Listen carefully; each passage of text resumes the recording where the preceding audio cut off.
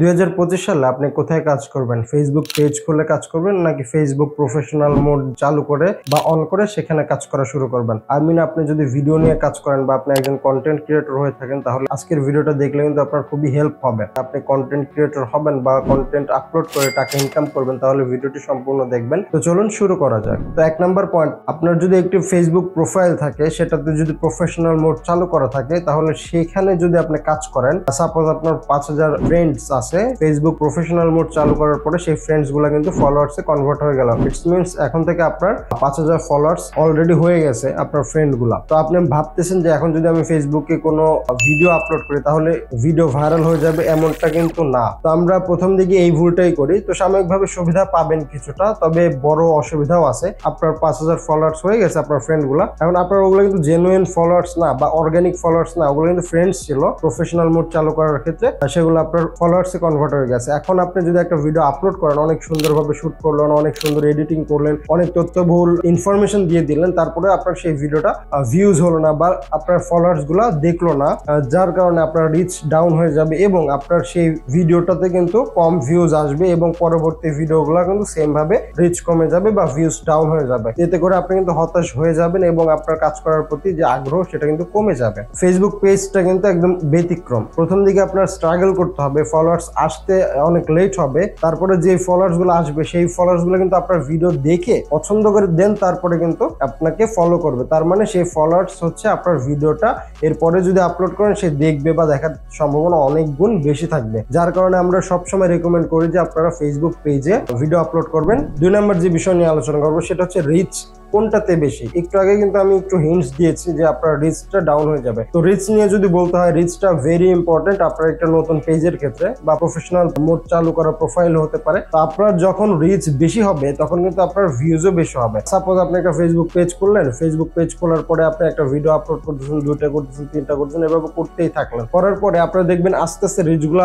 Up হচ্ছে। Rich বেশি হওয়ার কারণে আপনার কিন্তু ভিউজও বেশি হবে। পেজে যদি আপনি প্রথম দিকে একটু স্ট্রাগল বা কষ্ট করেন, পরবর্তীতে গিয়ে কিন্তু আপনি লং টার্মে গিয়ে কিন্তু এটার বেনিফিট পাবেন। আর ফেসবুকের রোবটও এইভাবে কাজ করে। ওরা মনে করে ফেসবুক পেজ যেহেতু চালাচ্ছে তাহলে এটা হয়তো প্রফেশনাল কোনো ক্রিয়েটর হবে, তার রিচ বাড়িয়ে দিই। ওরা বুঝেই নিছে যে আপনার ফেসবুক পেজ মানে আপনি একজন প্রফেশনাল ক্রিয়েটর। আর যদি ফেসবুক প্রোফাইল হতো তার মানে ওরা বুঝে নিত হয়তো বা আপনি টাইম পাস করার জন্য বা আপনি একটু আর্নিং করার জন্য ফেসবুক প্রোফাইলে ভিডিও আপলোড করতেছেন প্রফেশনাল মোড চালু করে। তো এক্ষেত্রেও কিন্তু টাকার বিষয়টাও কিন্তু পেজে এগিয়ে যাচ্ছে, মানে ইনকামটাও কিন্তু পেজে বেশি। 3 নম্বর যে অপশনটা, কোনো কপিরাইট ইস্যু বা কপিরাইট ক্লেম বা দেখা যাচ্ছে আপনি কোনো ওয়ার্নিং পেয়েছেন, সেক্ষেত্রে কিন্তু আপনার প্রফেশনাল যে প্রোফাইলটা আছে সেটা কিন্তু নষ্ট হয়ে যাবে বা ডিজেবল করে দিতে পারে ফেসবুক। আপনার একবার যদি কোনো প্রোফাইলে প্রবলেম আসে বা ইস্যু আসে সেক্ষেত্রে কিন্তু প্রোফাইলটা ডিজেবল করে দিতে পারে বা ওয়ার্নিং এর আন্ডারে ফেলে দিতে পারে। নতুন ক্রিয়েটর হিসেবে এটাতে একটা ধাক্কা খাবেন। আর পক্ষান্তরে আমি যদি বলি ফেসবুক পেজ, আপনি একটা প্রোফাইলের আন্ডারে কিন্তু অনেক পেজ খুলতে পারেন। যেমন আমার পেজগুলো কিন্তু আমার প্রোফাইলের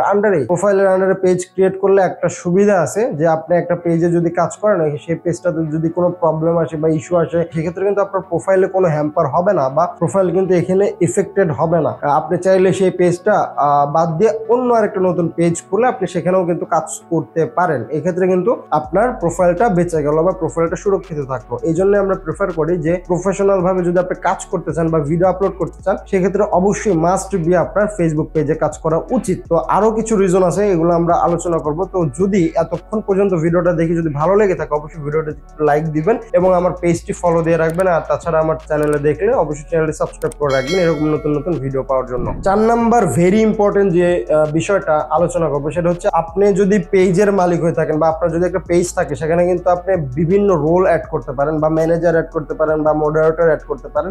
ফেসবুক গ্রুপে দেখে অনেকে মডারেটর অ্যাড করে রাখে, কমেন্টের রিপ্লাই দিতে হয়, আপ টু ডেট থাকতে হয়। ম্যানেজার কিন্তু বা মডারেটর কিন্তু আপনার ভিডিও আপলোড থেকে শুরু করে এভরিথিং করতে পারে, শুধু অ্যাডমিন অ্যাক্সেসটা অ্যাডমিনের কাছেই থাকে, মডারেটরের কাছে থাকে না। এই জন্য কিন্তু অনেকে যারা অনেক বড় বড় চ্যানেলের মালিক বা অনেক বড় বড় ক্রিয়েটর আছে তারা কিন্তু অবশ্যই গ্রুপের ক্ষেত্রেও একটা মডারেটর ইউজ করে বা ফেসবুক পেজ বা ইউটিউব চ্যানেলের ক্ষেত্রেও কিন্তু তারা মডারেটর বা ম্যানেজার ইউজ করে। 5 নম্বর যে টপিকটা নিয়ে আলোচনা করবো সেটা হচ্ছে মেটা বিজনেস সুইট। আপনারা অনেকেই যারা ভিডিও আপলোড করেন ফেসবুক পেজে তারা অবশ্যই এটা জানেন যে আমাদের জন্য একটা মেটা বিজনেস সুইট ওয়েবসাইট বা প্লে স্টোরে কিন্তু এটার অ্যাপস পেয়ে যাবেন, যেটা দিয়ে কিন্তু আপনারা ভিডিও খুব ইজিলি আপলোড করতে পারেন এবং ভিডিওটা চেক করতে পারেন কোনো কপিরাইট ইস্যু আসছে কিনা, বা বিভিন্ন ধরনের মডিফাই করতে পারেন বা এডিট করতে পারেন। তো ওইখান থেকে কিন্তু আমরা আপলোড দিয়ে থাকি। তো এই মেটা বিজনেস সুইট ওয়েবসাইট বলেন বা প্লে স্টোর থেকে অ্যাপস বলেন, এটা টোটালি কিন্তু পেজের ক্ষেত্রেই প্রযোজ্য। আপনারা কিন্তু প্রোফাইল দিয়ে এটা অ্যাক্সেস করতে পারবেন না, বা প্রোফাইলে এটা কিন্তু আপলোড করতে পারবেন না। আপনি যদি চান যে আমি প্রোফাইলের ভিডিও আমি মেটা বিজনেস সুইট থেকেই আপলোড করবো, এটা কখনোই সম্ভব না, এটা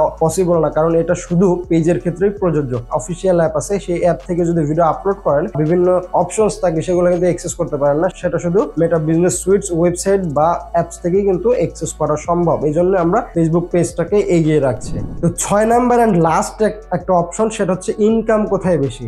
এটা নিয়ে অনেক বিস্তর আলোচনা করা যায়। তো আমি আবারও বলতেছি যে ফেসবুকের রোবট বা অ্যালগরিদম এভাবেই কাজ করে। আপনার যদি একটা পেজ থাকে, আপনার পেজটা কিন্তু মানুষের কাছে বেশি পৌঁছায়, রিচ বেশি পায়, ভিডিওতেও রিচ বেশি পায়, ভিডিওতে ভিউজও বেশি হয়, এবং আলটিমেটলি ভিউজ বেশি হলে আপনার ইনকামটাও বেশি হবে। এবং প্রোফাইলটাতেও যে ইনকাম হয় না তা না, কিন্তু প্রোফাইলেও কিন্তু ইনকাম হয়, কিন্তু রোবট মনে করে প্রোফাইলটা জাস্ট নর্মালি ইনকামের জন্য, বা একটু ইনকাম করলে আপনি হ্যাপি, বা এরকমই বুঝে আসলে ফেসবুকের অ্যালগরিদম বা রোবট। এই জন্য আপনার ফেসবুক প্রোফাইলটা কিন্তু রিচও কিন্তু সেই তুলনায়, পেজের তুলনায় কিন্তু হয় না। তারপরে আপনারা কিন্তু অনেকে প্রফেশনাল প্রোফাইল কিন্তু অনেক হাই থাকে বা অনেক ফলোয়ার্স থাকে, তারা কিন্তু ইনকাম ঠিকই করতেছেন। আপনি যেখানেই কাজ করেন বাট আপনি করেন, তাহলে কিন্তু ভালো হবে। এবং বসে না থেকে আপনি ভিডিও আপলোড করেন, তবে পেজটা খুলে আপলোড করতে পারলে আপনার জন্য খুবই সুইটেবল হবে। এখন এই 6টা পয়েন্টের উপর বেসিস করে আপনি নিজেই সিদ্ধান্ত নিতে পারবেন যে আসলে আপনার জন্য ফেসবুক পেজ সুইটেবল নাকি ফেসবুক প্রফেশনাল প্রোফাইল সুইটেবল। তো আশা করি আপনি নিজেই সিদ্ধান্ত নিতে পারবেন। আজকের মতো ভিডিওটি এই পর্যন্ত। সবাই ভালো থাকবেন, সুস্থ থাকবেন। আল্লাহ হাফেজ।